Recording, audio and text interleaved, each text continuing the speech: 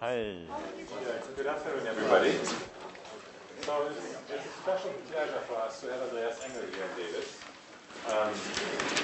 Thanks to the Stora Foundation, we could invite him here to Davis. Andreas Engel is the person where I did my postdoc and habilitation in Switzerland. I spent 6 years with him, so I'm supposed to know him well. Maybe the case. So Andreas Engel studied physics initially in Switzerland, and then went to industry, to Ilford, did photography there, and then came back to the, he studied physics and then he did a PhD in Basel in Switzerland with Eduard Kellenberger at the Biozentrum. And Eduard Kellenberger in those years was one of the major founders of the Biozentrum at the University of Basel. It was in the 68s or 70s years, and he was the pioneer of electron microscopy in biology. And we had several PhD students, and Andreas Engel was one of them, and I think 5 or so are leaders in the field of structural biology nowadays.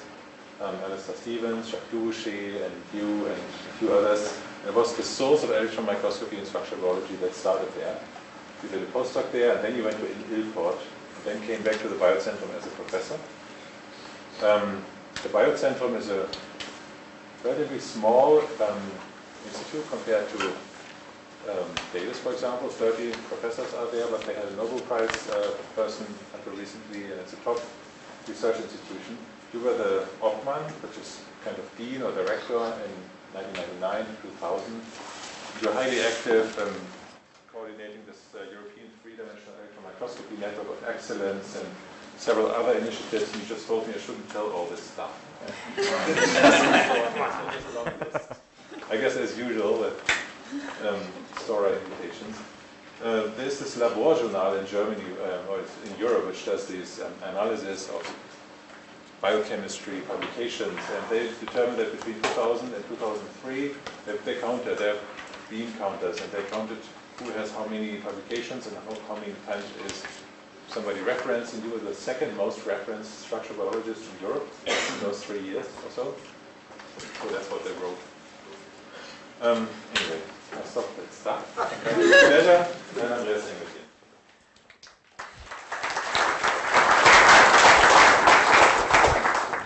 Thank you, Henning, for that very kind introduction.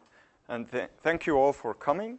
Thanks to Stora Foundation for inviting me. I hope I didn't forget anybody.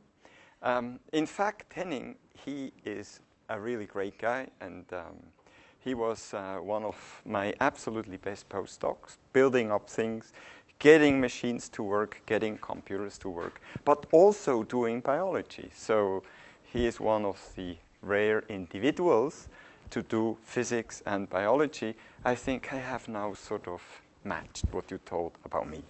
All right, so I thought I will give you a few introductory comments.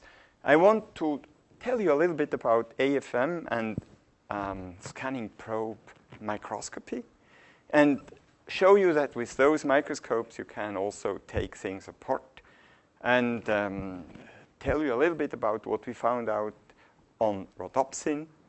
And then we will switch to electron microscopy, and I will give you just a flavor of what we can do there, and tell you a little bit about the aquaporins.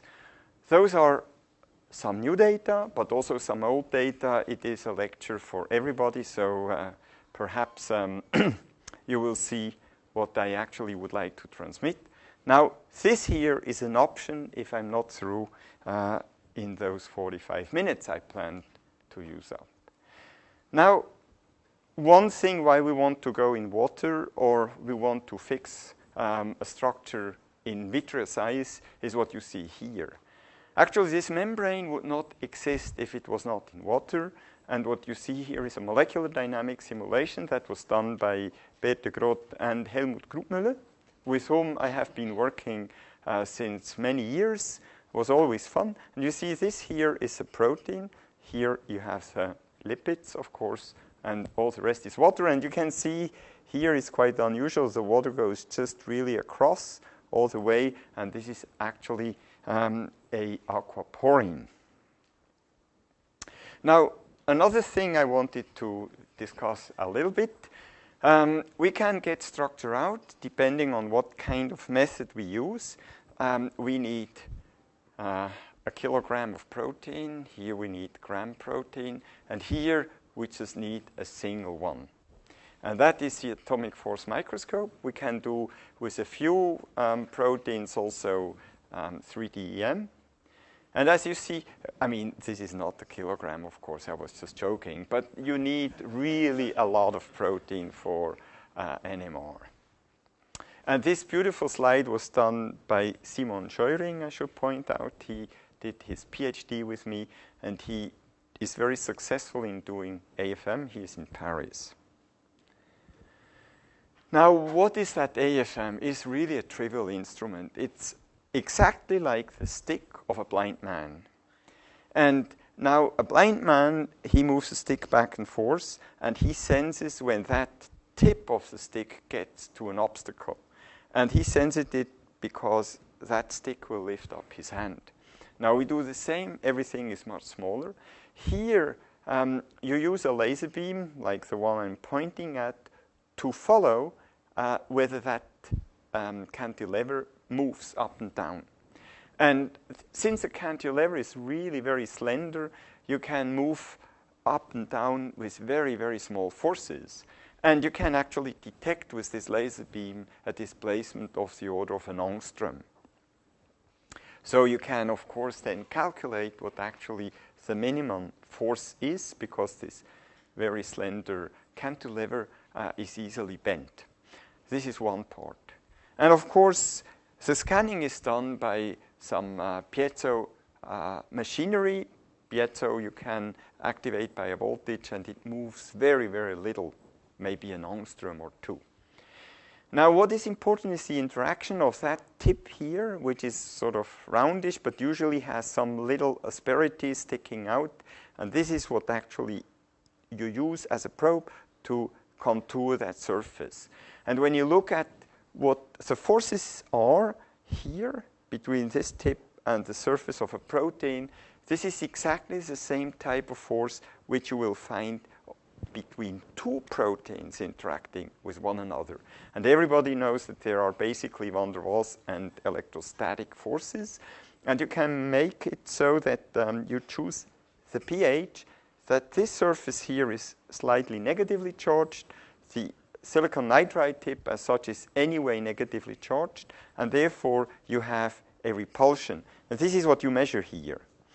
So you put down your cantilever towards the surface, and as it gets closer and closer, it will sense this electrostatic repulsion. And you can see that at a low ionic strength, the Coulomb forces are long range, and that tip is bending upwards. And then you add a lot of salts like here, or even more here. And then, of course, there is no screening due to the salt. And in this case here, you come closer and closer to the surface, and all of a sudden it snaps in. And the tip is pulled into the sample by the van der Waals attraction. And it's obvious that you want to use it in this specific condition, so you have to fiddle a bit with your ionic strength. And then this electrostatic repulsion is a cushion, and you still can touch with your sharp asperity. So this is a lengthy explanation, but it's important to understand why we can get so great resolution. And here you see a bacteriorhodopsin. It has prominent loops sticking out. On one side, you have even a beta hairpin here, which is a very sturdy structure. And you remember that this bacteriorhodopsin has this retinal, which is the switch that, driven by like, will transport a proton. So you can look at the surface from top, and this is sort of a mix. So you see this is the cytoplasmic surface here, and actually you would have 3 of those. So you have 3 bumps per trimer. And then on the other side, of course, it's just similar, but the bumps in this case, due to that hairpin, are close to the threefold center. So it is quite clear that this here is now the fingerprint of a extracellular surface taken with the AFM under really optimum condition. And if we want to discuss resolution, the thing which we do is we just put it in a computer to calculate the Fourier transform, and then you see all those diffraction spots, and you can see that there are some which are beyond 5 angstrom lateral resolution. Now this is a fairly flat structure which is easier to work with, in fact, and you can see that the lipid surface here from that part to the top, it's of the order of 6 angstroms. So the vertical resolution is in the angstrom range. Now this picture actually has been taken by Dimi, and he was really happy when he got this diffraction pattern. There is another aspect, also very old data. Daniel Müller figured that one out, and he found out that the cytosolic surface, as you can see here, has those 3 strong protrusions. But actually, when he increased the force just a tiny bit, those protrusions faded away, and you could see sort of fine structure.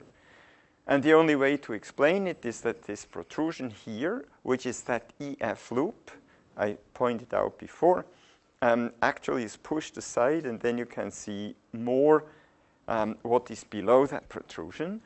And in fact, this is a very reversible phenomenon. And I think it is really quite amazing that you have a microscope, you touch single molecules, you can actually manipulate a single loop sticking out, and it's done in a way that it is completely reversible. And it's a good test object, in fact.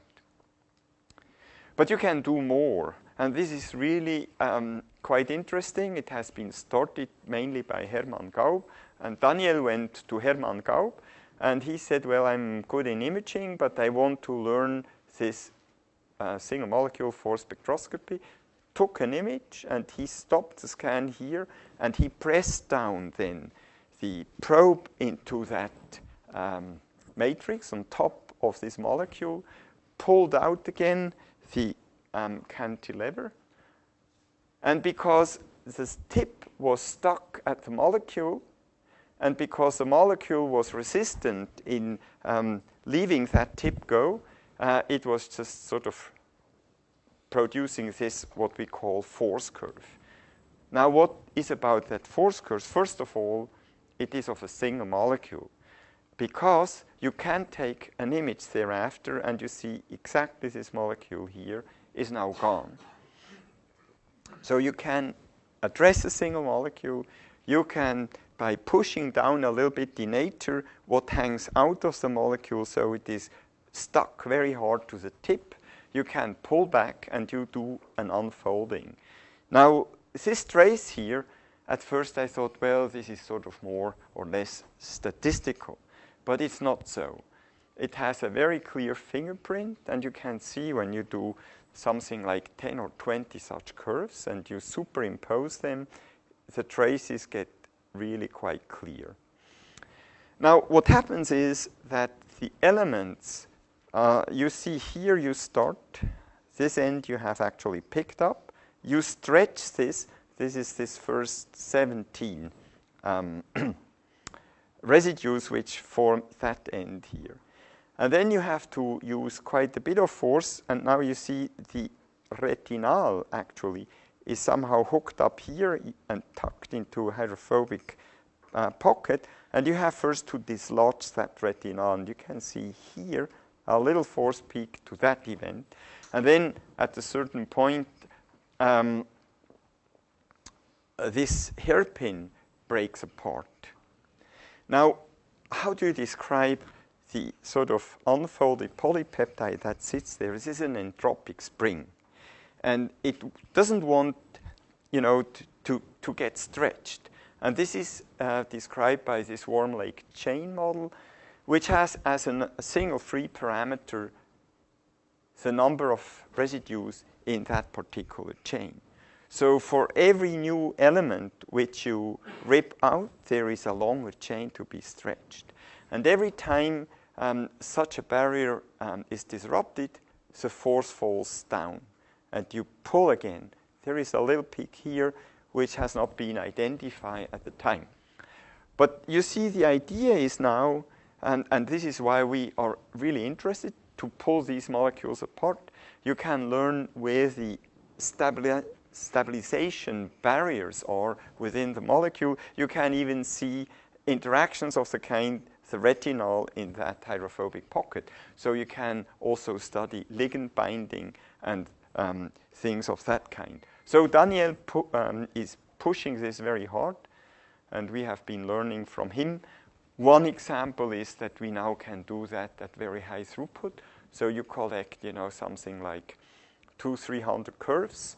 Takes about 3-4 hours. It's completely automated. But then you have to clean up. Those here which have this long starting tail, that is because there is a contaminant between the surface and the tip. And those you have to get rid of. So here the situation is better, but then quite many of them are too short. And this is because you picked up the molecule at random somewhere and couldn't really stretch it all the way out. So if you take from those only the curves that are correct in their complete length, then you see it gets really clean. If you take this here and plot it a little bit better, then this is what you have actually seen before, but now with something like 200 curves. Now you can take every trace, you fit then this length of the unfolded piece. This gives you number of amino acid residues, and you then make a histogram. Now you can really see the different barriers very precisely. And in this way, you can analyze, for instance, membrane proteins in different state, at different pH, and so forth. It's a technology that is extremely interesting in the case you know what you want to measure, or in the case you want to detect new phenomena. So it's quite a while ago, 6 years or even 7, I met Chris Balchevsky. He is now at Case Western, and he was always interested in rhodopsin. And rhodopsin is sort of the archetypal GPCR. If the ligand comes, in this case, the photon comes, there is a conformational change, and this surface here will bind to the G protein heterotrimer. Binding event induces a small conformational change. In turn, that allows to kick out the GDP to bind the GTP. That event then leads to the explosion of the heterotrimer. An activated GPCR can actually activate maybe 300-400 or even more G proteins. And then that guy actually in the eye blocks the D-phosphosterase. And once that one is blocked, there is an enormous, it activates that enzyme which then cuts support the cyclic nucleotide. Also 300-400, so from a single active GPCR rhodopsin you have an amplification of easily 10 to 50,000, which allows you to then get from a single photon a nerve impulse. Now this happens in the eye, and I just show this because I want to come back to the lens tissue, but we just look here at the retina, and here are these rod outer segments. A rod outer segment in a schematic view here looks like that. You have a stack of those little pancakes, and the pancakes are really stuffed densely with rhodopsin. And it is done by nature in a way that when a photon comes and zooms right down here, this axis, probability that it gets absorbed is about 100%. And if only one of these rhodopsin here is activated, then the signal generated by this signaling amplification will lead to a nerve impulse here that can be detected. Now, the question was, how is rhodopsin actually organized in these disc membranes? And we took the membranes out here by some nice preparation protocol developed by Balchevsky. And then we put those onto the mica. and just took them to the AFM then to look at high magnification on those islands we find here embedded in the bilayer. And then you can see, meanwhile, you have seen those very fantastic rows of dimers. Now, that was, of course, quite a surprise because the textbook opinion was that rhodopsin exists as monomer. And many people still believe that GPCRs are mainly existing as monomers. Now, you know, we could repeat that under all types of conditions, and we are convinced that the dimer is really the right description. Now, you can also get information of such small lattices by EM. It is manifested by this type of diffuse rings. You can actually solubilize the disk membranes and then do blue native gel, where you can see whether the proteins you solubilized exist as monomers or dimers. Here you see rhodopsin monomer. Now the difference here is that you have much more detergent than in this case here. And you see that there is a certain detergent concentration where you actually can pull out the dimers just by selecting the right solubilization condition. You can look at these preparation with negative stain, and you can see these little dimers here quite clearly. So, in fact, if you take a patch which is really densely packed, you see these paracrystalline arrays that lead upon Fourier transform also to those ring-like diffraction patterns from which you can determine the average unit cell size to very great precision. And if you then take the structure done of rhodopsin in the Palchevsky lab using X-ray crystallography, you can try all sorts of arrangements. The only one which really works nicely for that particular lattice parameter we found out is this one. And important, you have several interfaces. This is the largest one, and it is found between helices 4 and 5. There is an extended one, but that one is smaller here, which actually packs those dimers in columns or rows of dimers. And then the rows pack with a very small interface side by side. Now, what is interesting is if you have such a dimer model, you can see what are the molecular interactions with arrestin here, or also with the G protein. And you see the size and the morphology of that dimer fits very nicely to these beta arches of the arrestin, and the size also matches quite nicely this heterotrimer. So, you know, we think, but it has not been proven at all yet, that this is the working machinery. Now, why do we think that this is so? This is also done in Chris' lab. We have done the electron microscopy. Using dodecyl maltoside, we can, as I showed you before, solubilize in a way that you have dimers and monomers. The bigger particles are dimers, the smaller particles are monomers. And you see there is a certain functional activity.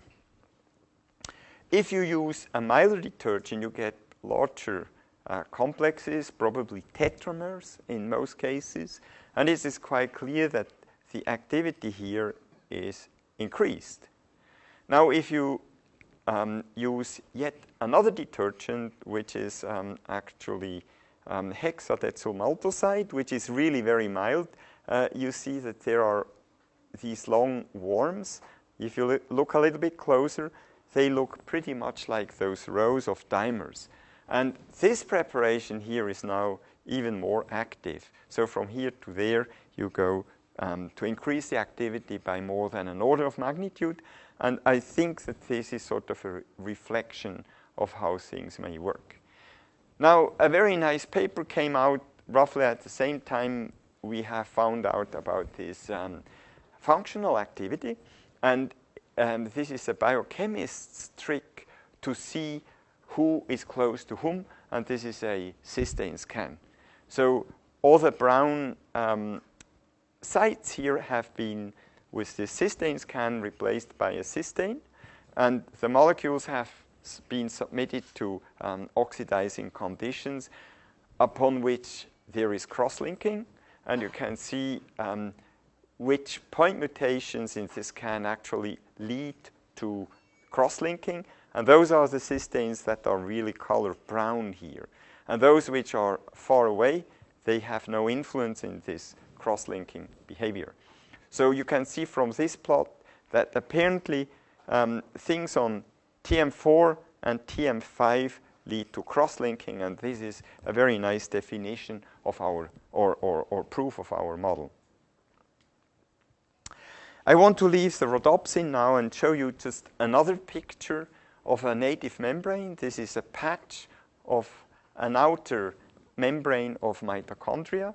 And in those outer membranes, you have these VDACs. These are channels that allow communication between the inside and the outside of the mitochondria. You can see those patches here. A bit closer, you can see sort of dark indentation or a little bright protrusions. And if you go to HiMag, you can see, in fact, over there that these indentations, the dark things, are sort of hexameric channels. This is the mainly thing we see in this mode here. And with another type of AFM, we can see that actually the channel can exist as monomer, as dimer, as trimer, or also here as hexamers. Some are tetramers. And that was a quite interesting observation that this pore can exist as a monomer, and thus apparently so in the native membrane. I want to come here to another example of a pore. This is very old work, and this is a porin, which is in the outer membrane of E. coli. You can see this thing exists as a trimer. There are just 3 different ways of representing that protein. And it is a beta barrel. It has a channel right along its axis. And there is a loop which actually makes an islet, which reduces the size of the channel. And this is a communication with the hostile environment the bacterium has. And it actually is quite an interesting device. So again, we reconstituted these trimers. They form a 2-dimensional lattice, but even they are just densely packed in the outer membrane. And you can see the fantastic resolution of that image here, in the sense that what you see here is the model built from the X-ray structure at better than 3 angstroms, and the lipid bilayer has just been plugged in here to be at the right height as we measure with the AFM. And you can see a lot of detail on that surface. It's a sturdy surface, it's very flat. What is more interesting, in fact, is this side. On this side here, we have this domain protruding out of the membrane quite a bit.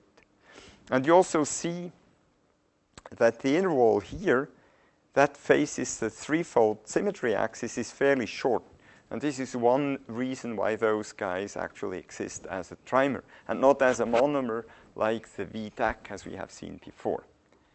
Now, another thing is when this surface is imaged after the buffer has been exchanged to one which keeps it at pH 3, there is a complete collapse here. You see this morphology with 3 protruding domain is now a ring.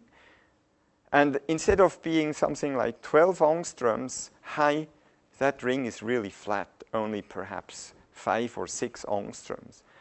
That means that all that matter here has to be stocked away somewhere, and the only way we can imagine is this way. And the idea we had then, you see it's really 10 years ago or so, that this is somehow a pH-driven closure of the channel. And here you see just the story a little bit in a diagrammatic way by averaging. Now, the point of all that is those channels seem to close at low pH. And after we have published this, about 2-3 years later, came actually the proof by directly measuring with black lipid membranes this closure. And it's a general theme. Other porins actually close at low pH. And this has to do with the fact that the bugs go through the stomach of mammals and so forth. And there you have a very low pH. And they actually would not survive without having this gating. Now, this is something which somehow motivated us to try to improve. And that was a technology development to have, instead of a simple cantilever, one that actually is conductive. And because we wanted to measure in a buffer solution, it had also to be insulated. So that is a fairly complex fabrication process. And at the end of it, you have a metal tip here, which is fairly sharp, and which is insulated for most of its part. And with these, you can actually get fairly nice topographs, not as nice as with the best tips, mainly because these metal tips have different properties and different types of interaction with the surface than the silicon nitride have. But you can also measure at the same time a current picture. So as you can see, this picture here is a lot of noise because the current is small, but you can see the little rings, and you can actually take the recipe to calculate an average from that image, and you calculate the current image, and you can see that the current is high when the tip is at the very top of that donut, and this is because then there is no shielding. And if that tip goes into the crevasse here, it is shielded from the environment and the current actually goes down. Our interest is to get at channels and to study their state by just measuring currents, and then at the same time to study their surface topography to get an idea of functional related structural changes. And the idea is simple. This is a gold surface that can regenerate a redox molecule, and thereby the current will go up as you come close. This is a red trace. And if you have no regeneration because you have an insulator here, then of course that tip is shielded to some extent as it goes very close to that surface, and thereby the current goes down. So we can make measurements and decide whether regeneration takes place or not. And for that, this cantilever is built into a bipotentiostat where you can control the redox potential of the liquid. You can attach a voltage to your substrate here, which should be conductive, and another lead you hook up to your cantilever. And then you have a complete electrochemical cell, which you can then do scanning electrochemical microscopy. And this is what we have tried to do. This is not finished. This is work in progress. And you see we have this porin channel here. This here is a redox molecule, redox couple, that is small enough to pass through the channel in theory.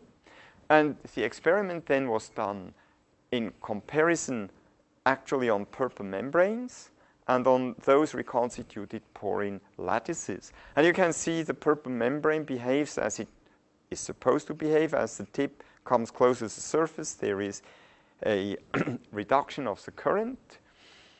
And in contrast, if you go to the gold surface, you have a drastic increase of the current because of this regeneration effect.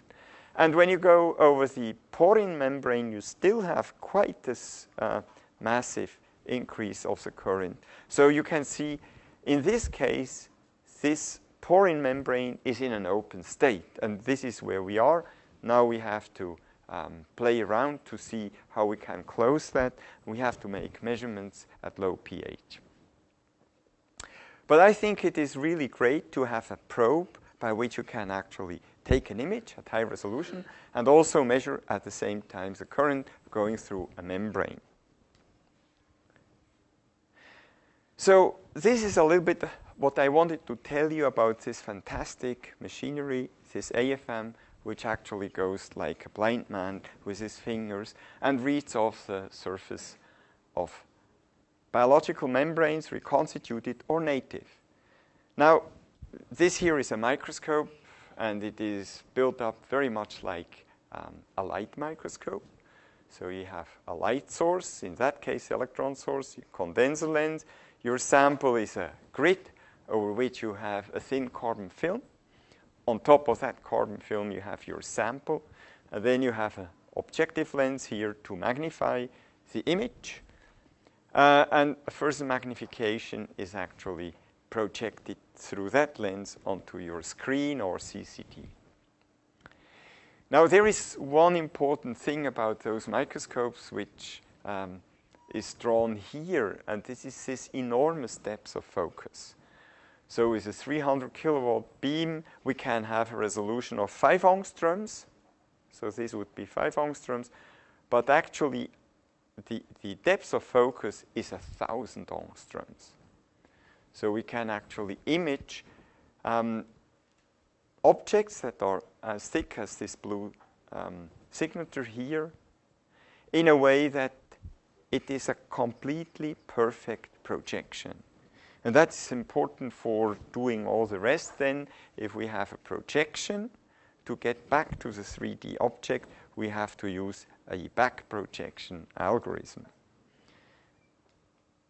Now, this is such a projection of a structure, which you can see immediately somehow a cylinder. You have top view here, you have side view there, and you have all sorts of other views which you cannot really so clearly identify in this picture. And it is this cylinder that is actually prepared by quick freezing, so it is randomly oriented in a thin layer of vitreous ice. Now, to do a 3D map, as I said, we need to back project. To do so, we need to have an indication of the angle, how those guys are oriented. In this field here, they are mostly oriented as top views. That happens sometimes, but you can go to another site and you have further views. And in fact, what you should know to do a really nice map here is how many subunits are in that cylinder. I'll just tell you another little trick we use in the lab, and that actually was why Edward Kellenberger hired me as a physicist then. We built up this machine, which is a scanning transmission electron microscope, another probe microscope, and the beam here hits a sample, is focused down to 5 angstroms, and is sort of raster scanned over the sample. For each pixel irradiated here, you hit it with a very precise number of electrons that you can measure, and you count simply the number of electrons scattered onto this annular scintillator. Each electron produces, through that multiplier, a pulse which you can count. Now, with this machine, you can make images, but you can also use it in a very quantitative manner. Namely, you can use it to measure the mass of the structure irradiated. And in fact, this is what we have used for the CLIA. If you take an image, you can see the side views. There is somehow a molecule which has a very elongated shape, and many of them are apparently arranged into a cylinder. If you use no stain whatsoever, then the picture doesn't look so convincing, but from these pictures, you can simply count the mass, and if you do that for quite a few of them, you get this histogram. So you see the monomer, because it's a hydrophobic protein, I will allude to that in a second, you sometimes get dimers, and sometimes they are stuck together in trimers. And from these mass peaks here, you can get quite a precise number for the single complex. Divided by this number here suggests a 13mer. We can also do this exercise with the negatively stained projections, top down the cylindrical axis, and from those angular harmonics, we get the same number. Now, once we have this number, we can actually make the 3D map, as you can see. And this part here is most likely formed by this beta hairpin here. And you see there is now a puzzle, and this puzzle is not yet solved. It is that the solubilized form of the Cl molecule has been done by X-ray crystallography. It's fairly compact and short, whereas the cylinder here is slender and long. And you can only imagine that there is an enormous rearrangement of the whole molecule, where this part flips up and everything is sort of stretched quite a bit to get this size. Now, in fact, this is the molecule that is embedded here in the bilayer, and you see different stages. Here it is still with the this ring somehow in existence, but most of the time it is sort of flush with the membrane. And therefore, we think that the first conformational change leads to the torpedo. And when it's then really integrated in the bilayer, it is so that it is stretched out, as you can see there. And again, the projection you see here is from a sample that has been quick frozen and is now there in vitrified ice. Now, I think there is time for this part, and this is the great discovery Peter Agre did. And we have been working together with Peter over many years, and we have been looking at those aquaporins. They came always as tetramers. Here is Tom Waltz. Maybe he is around, and he was actually really an extremely good PhD student. And he got this aquaporin 1 project to work. And actually, quite soon, we went with that with those crystals, as you can see here, to Yoshi Fujiyoshi. And you can see that you get two things. This is a huge vesicle. It's closed. The part here, which is flat, is actually quite nicely periodic. And it's so well ordered that electron diffraction shows you spots then to more than 3 angstroms. But as this is a closed bag, you can do a functional assessment of that protein in its crystalline form. And you can see that from this assessment, there is an enormously quick shrinkage. As indicated by this curve, from that shrinkage, you can calculate precisely how many water molecules per nanosecond and channel go through these aquapores. Now, I think it's interesting just to have a look at this structure. It's the first human channel protein ever solved to atomic resolution. Has a very particular sequence with 2 halves that are quite homologous. And it turned out that the loops here that are really very special are in fact not loops but half helices. And that is really something at the time was very new, to have these half helices. And you will see just in a minute why they are so important. I just want to point out another thing. Within those long loops, you have this so-called NPA motif, which is the hallmark of aquaporins. This is number 1. And in fact, you have other very interesting residues. And one of particular interest is this here.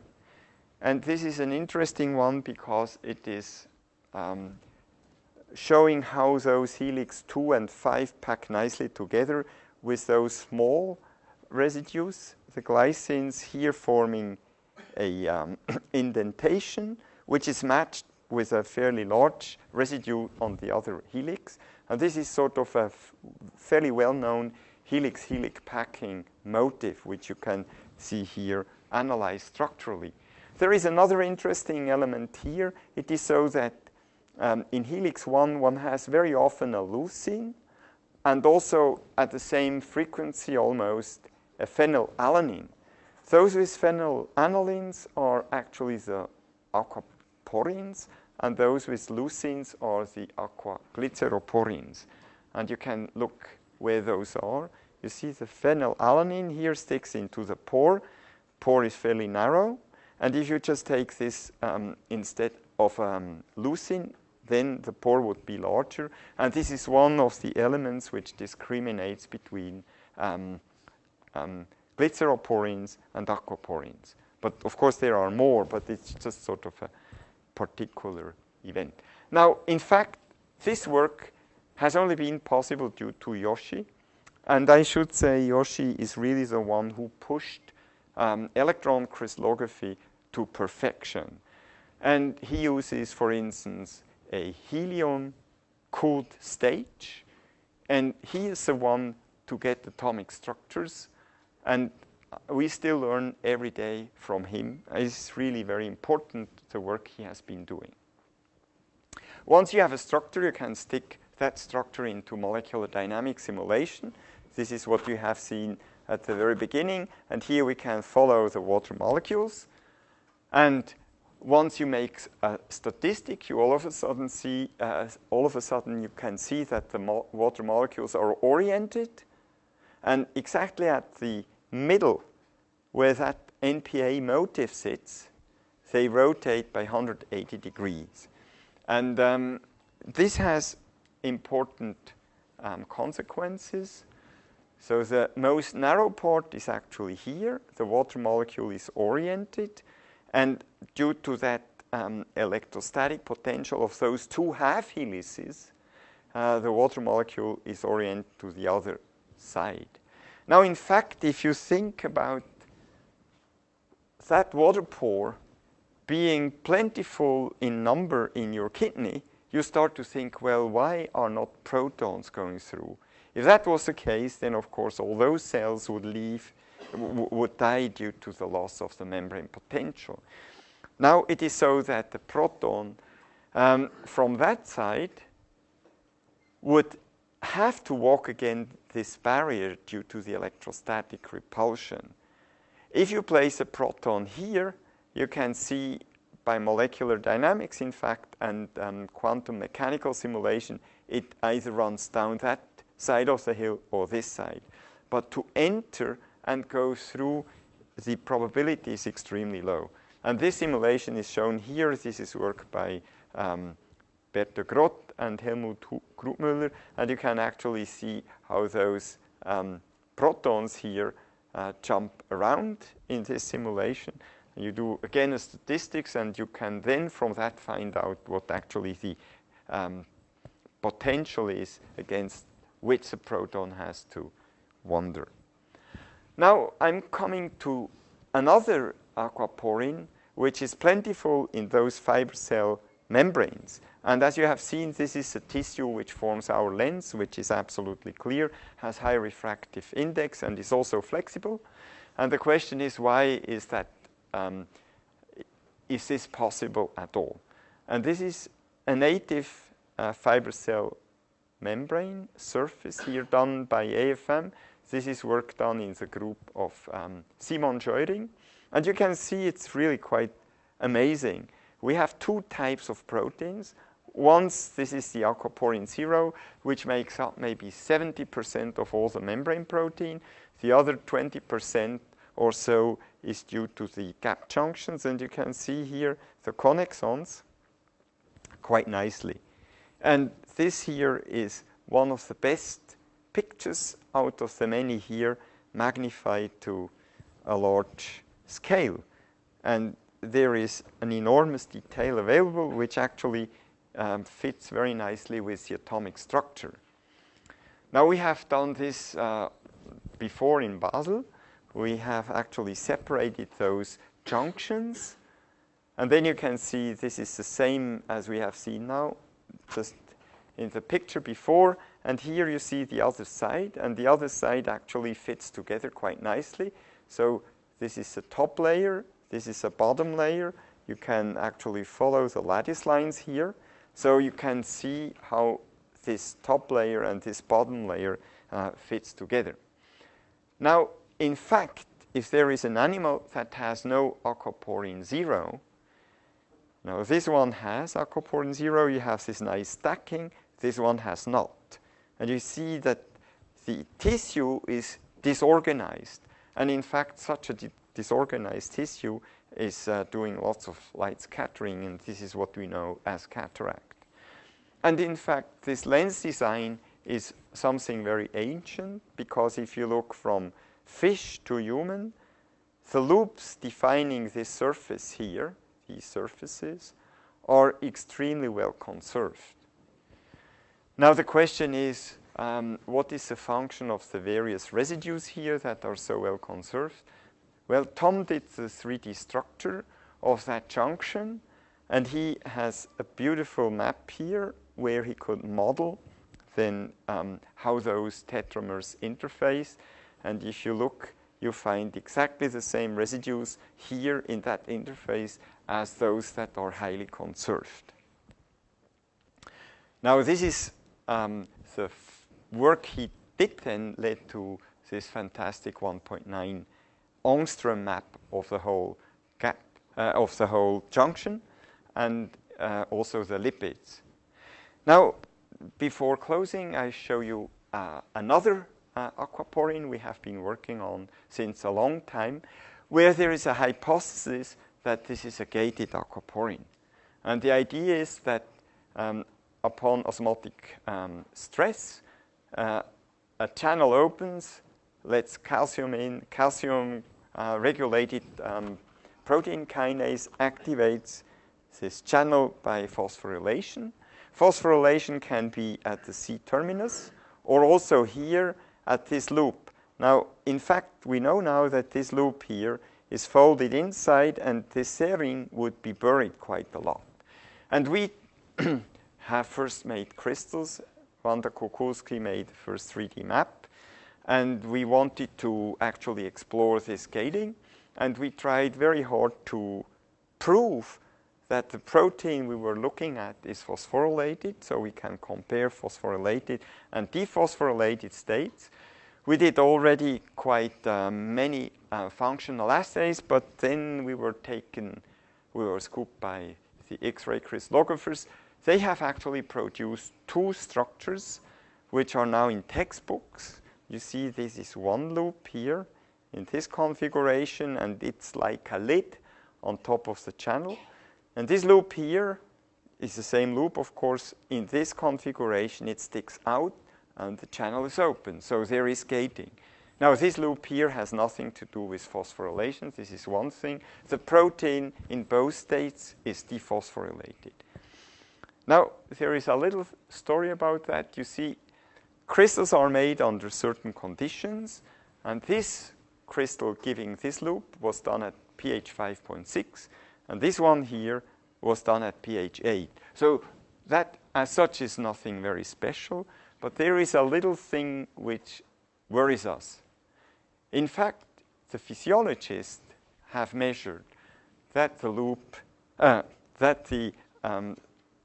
channel is open above pH 8, where we see the closed conformation, and vice versa, it's closed at pH 6, where we see the open conformation. And there is an explanation. Here you see this loop. It is in this crystal contact gap, somehow locked in, cannot move. And this is at pH 8. Whereas when you have pH 6, you see the crystal contacts are completely different, because this is a completely different crystal form. And you see the loop has space and can stick out. Now, we tried hard to prove the phosphorylation state. We could not. Therefore, we made those usual mutants, and we tried with the mutants that cannot be phosphorylated or that simulate the phosphorylated state by this aspartate. And for both sites, we tried out whether those would be having different conductivity. And you can see that, in fact, in general, there is no big change. And this one here which is the phosphorylated state of the serine that would be accessible to be phosphorylated. Instead of increasing the water flow, it goes down. And we have also done freeze fractured so that we can count how many aquaporins are actually there per vesicle. And when you then measure the vesicle water activity, you can come back to an absolute number of transport capacity of this aquaporin, this plant aquaporin, for instance, compared to aquaporin 1. And according to those measurements, this is a fully open channel and has nothing to do with phosphorylation and dephosphorylation. But we cannot really sell this story because this is, again, a textbook opinion by now that this gating is important.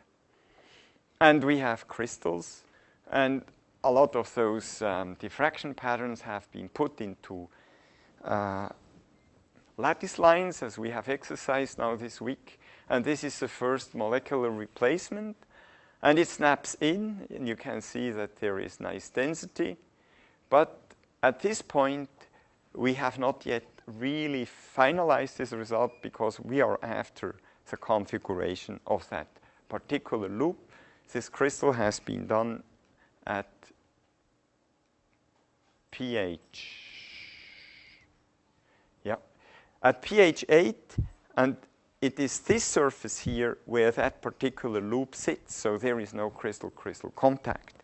And by that, you see, this is really very new work, and we will probably at some time get there. And I come to the conclusion. I think these microscopes are great tools to really observe membrane proteins in situ, in water, or in vitreous ice, in completely native membranes, or in reconstituted crystals where we can get atomic resolution. And the work has been done by many people in my group, and I just have outlined the names here.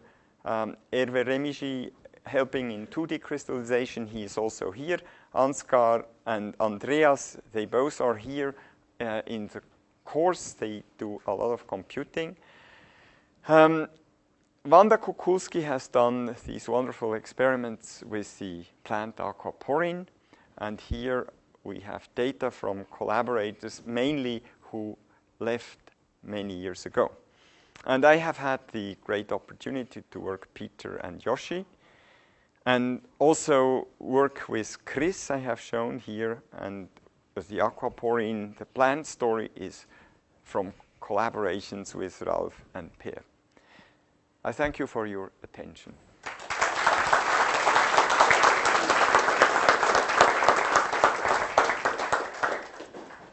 Thank you, Andreas, for this wonderful talk. Your group sees biology like you could ever only dream of seeing it. Like you see atomic structures, you manipulate the loops, you currents, and then you tell us about acclaimed angles. Surprising to me. So, other questions?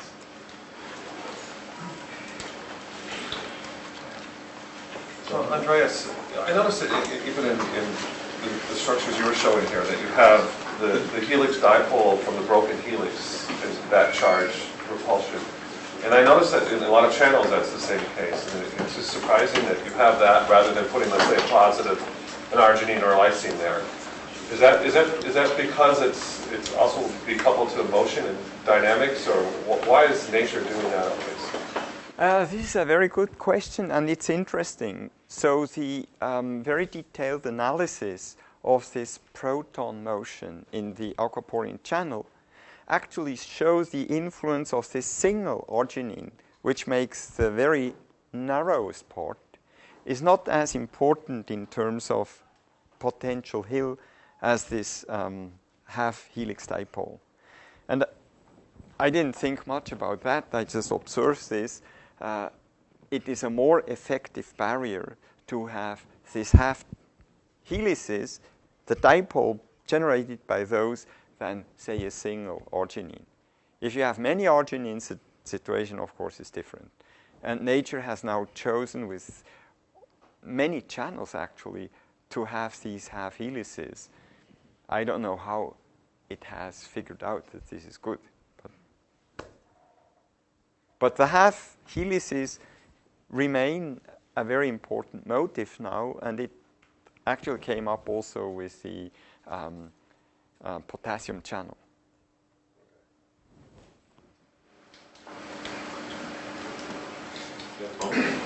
Not a technical question. I'm always intrigued that you can pull out a protein and then you can beautifully image it. What happens to this protein that you pull out?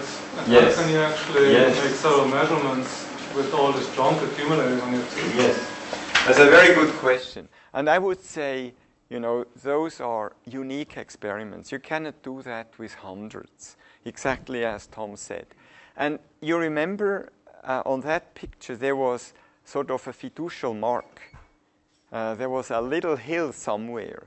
And the notion is that this is one of the molecules you have actually pulled out. And it is so that if the tip gets contaminated too much, you cannot make nice images anymore. But what you can do is you go over the mica and you speed up the scan a lot. And in many cases, the tip is clean again, and you go back then to your membrane. The same trick that you use when you make these hundreds of pulling experiments? No, this is not the same trick. With the pulling experiments, I think the pulling as such sometimes rips away what was a contaminant. But now you get something like maybe 200-300 curves or even more. And in maybe something like 30% of them, you actually have a molecule squeezed in, and then you get this very long thing at the very beginning of the curve, and those you just eliminate. And you only pull basically a number of times at a certain patch, and then you move on. So you raster scan over your membrane, which should be maybe a micron diameter, and on each thing you try to collect 50 times, 10% chance, so 5 curves per site.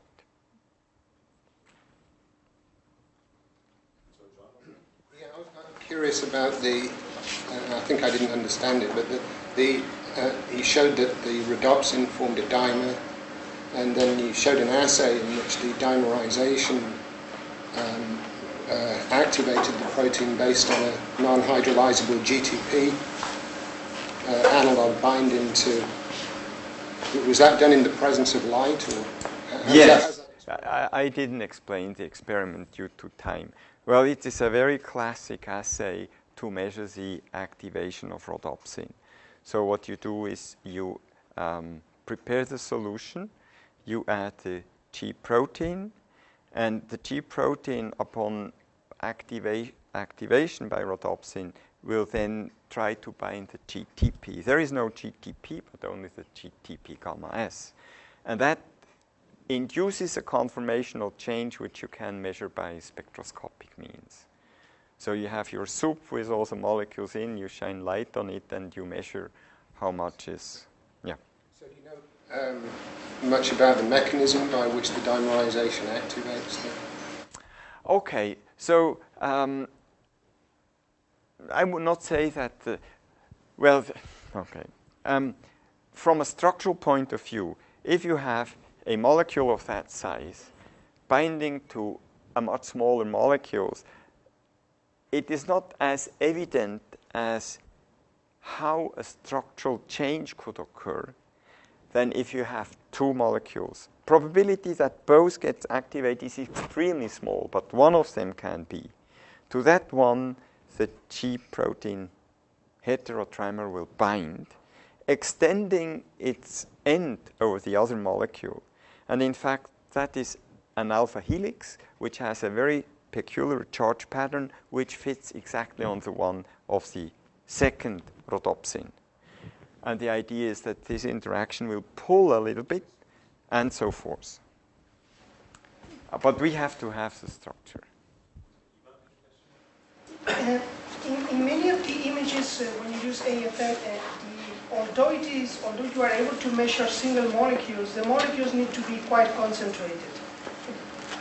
But if you now go to a membrane where there is a large variety of membrane proteins, can you somehow, I realize that you might not be able to know what you are looking at because you have a large variety, but is there a way to circumvent that problem?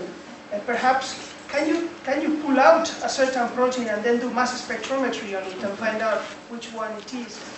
Is there a way to extend this to biological membranes where the concentration of a given membrane protein might be low to get an idea of the entire membrane? That would be fantastic. Yes. Okay. First of all, I tried to show you one example, and this is this outer mitochondrial membrane, where there was a lot of space between those VTACs. And I think what you would like to do would have to be done with this particular microscope. You need something like of the order of 1,000 to 5,000 molecules to do mass spec. So that would not be a good experiment for AFM.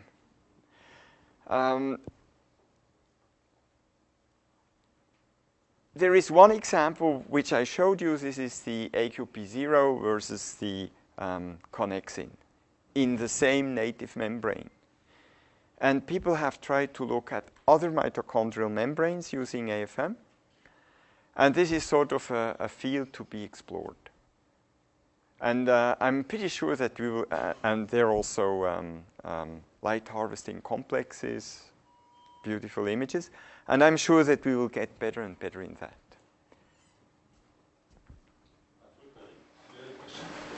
I had the same question on VDAC. So you image that in the native membrane? Yes, yes. How do you make the sample? Well, those were potato mitochondria. And those potato mitochondria happened to produce quite many VTACs, and I don't know why. And you can do by differential centrifugation, a preparation which is separating the matrix membrane from the outer membrane. So the inner membrane is lost? So yes. You the part of the yes. Yes. You break open by osmotic shock, you make your density gradient, and you pull out the fraction where you have the outer membranes. It's sort of a fairly straightforward procedure, and those we put on the mica as quickly as only possible and take images.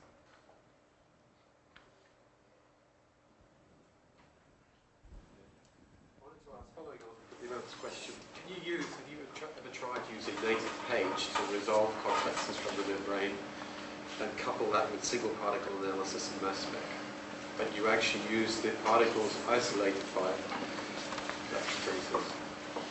Well, all your questions come closer and closer to what I wanted to tell, but I didn't tell you. I'm sure that you could do that. I mean, people do that, They run preparative methods like blue native gels to pull out certain bands, and they shoot them in the mass spec to get an analysis. But with a single particle, have you tried? Well, I mean, single particle, you see the difficult... Should I... Do you want to listen to a vision? I mean, it's perhaps completely nuts. I can very quickly go through it. Look at that. So the idea is, in EM we do preparations like shown here. And we only look at less than 1 ppm of the sample. And we look at the sample that actually sticks by some reason to that grid. And all the rest we wash away. Now, it is pretty much the same when we do this method here also. Now the idea is completely different. This here is a grid. It's about 100 micron per square. We can use a spotter as you use for making DNA arrays. Those spots are 100 micron in diameter. And we have tried that, in fact. And this is what you see here. We have taken some apoferritin to see how much is left. There is no washing, no nothing, and it is just a drop put on a grid. And you can see those molecules very nicely, actually negative stain, but you see them at the single molecule level. Now the idea is, and this is out of, that part is out of a review on systems biology. The idea is that you have a reactor to grow cells under very specific conditions. You put the cells into a gizmo where you can actually sort out cells. At the end of that gizmo, you put the cell under stress, so it explodes. And you put then this into a microfluidic circuit that does what the biochemist does. It can do electrofocusing, can do sizing chromatography. There are many, many possibilities. So now you get the content of your cell diluted to the point that it is suitable for EM. So you can imagine now this cell is in a volume which is very long, like a spaghetti, and it comes into this spotter. And for each drop, you move the grid one element further. So you have the whole proteome of that cell like this negative stain sample just put on your grid. So now you look at single molecules by EM, and you count how many of these types you find and how many of other molecules you find. And that is what I tried to build, but it will take a while. Anyway, this is a partial answer, but I think this is a fun project.